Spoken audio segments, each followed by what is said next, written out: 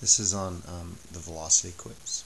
And the first question was, what's the difference between constant velocity and average velocity? Well, average velocity we'll call like a combo of all the fast and slow motion.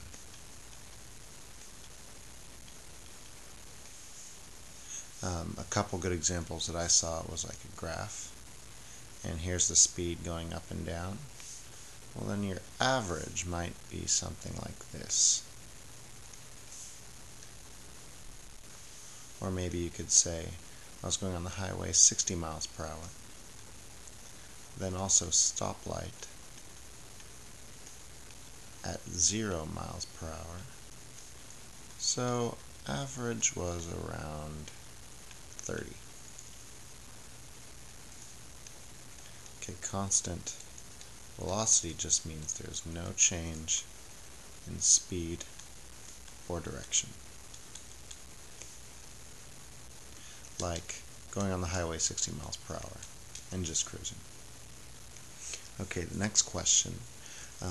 Please start doing this. A lot of people didn't.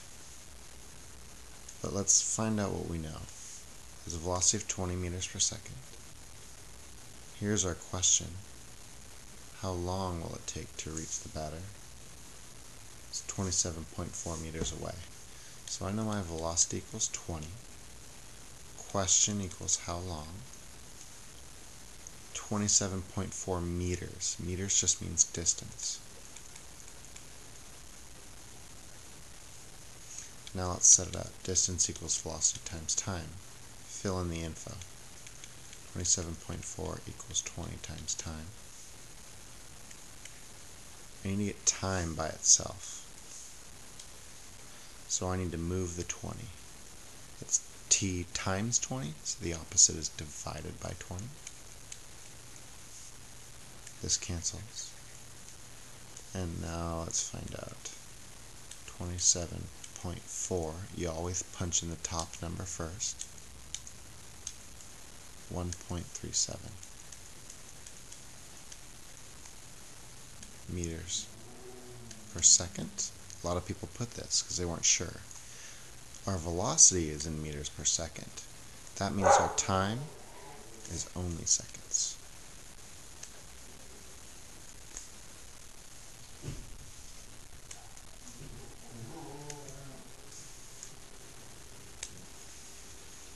Okay, the next problem involves, let's just start. Let's see what it involves. Let's make our list. First of all, this is supposed to be 45 minutes. So I know time equals 45 minutes to get to Highway 80 in Vallejo, which is 18.4 miles away. Distance equals 18.4 miles. At this average rate, how long? So I have to find another time. Okay, it's weird. I'm going to call this time 2. To finish the trip, which is another 31 miles. So I have to go another distance.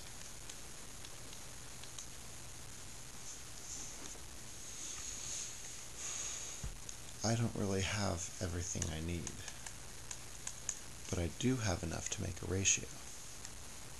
And I can call it distance 1 over time 1 equals distance 2 over time 2. So let's plug in the information.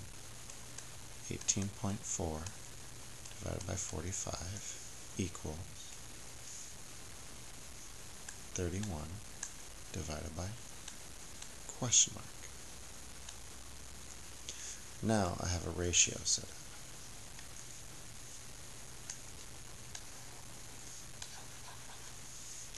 And in order to solve this, I can do a little middle school math, which makes it kind of hard because we haven't done it in a while. You cross multiply and then divide. So that means I take 31 times 45 equals divided by 8.4.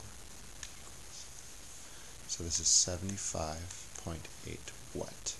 Well, we're solving for time. And my units of time here were minutes, so that means my units of time here are minutes. The last question. Oops, let's get rid of all this. So, the average speed of a swimmer is 32 meters per second. The Mississippi River has an average width, so this is our river problem, of 30 meters. And the current is pushing this way at 4 meters per second. The swimmer, on the other hand, is swimming this way at 2.3 meters per second. And we want to know the displacement, including drift. That means as a swimmer swims this way, the current is going to push him this way in the actual motion, and we want to know what this black line equals. It'll end up around here. So, in order to find displacement, let's grab this. We need to know two things. And I'll stick with this color code. We need to know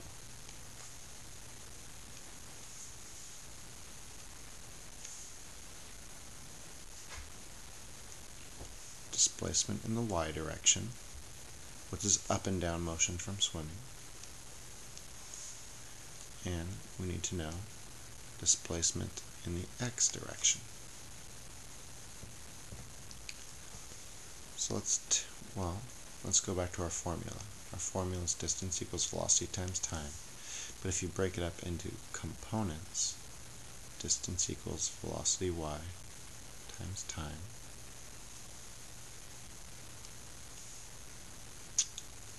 And distance in the x equals velocity in the x times time. These two times are equal because however long it takes to swim, that's also how long you're drifting. So let's solve for them. What do I know? Well, I know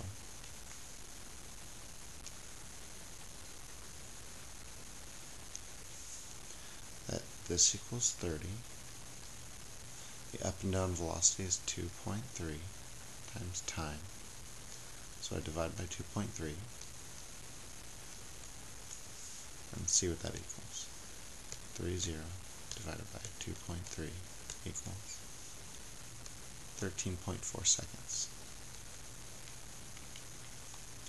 So that means this time is 13.4. And I'll do it in red now. I know the side-to-side velocity. This is in the x now.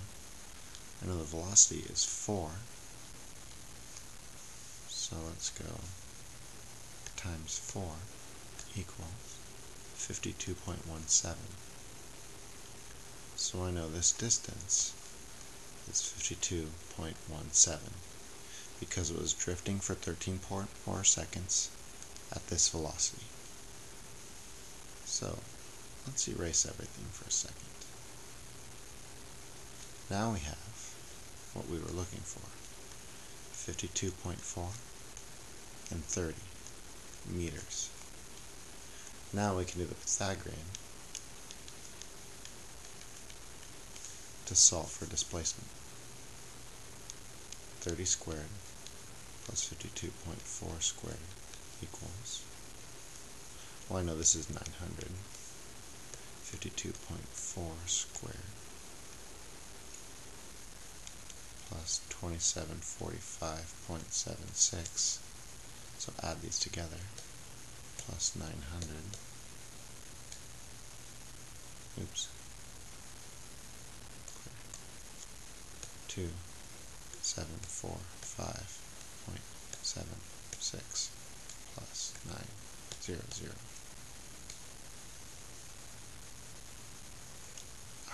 Shoot. 2745.76 plus 900 equals that number. And then we need to square root everything because this equals c squared. Square root. And that means 60.38 equals c. And the unit is meters.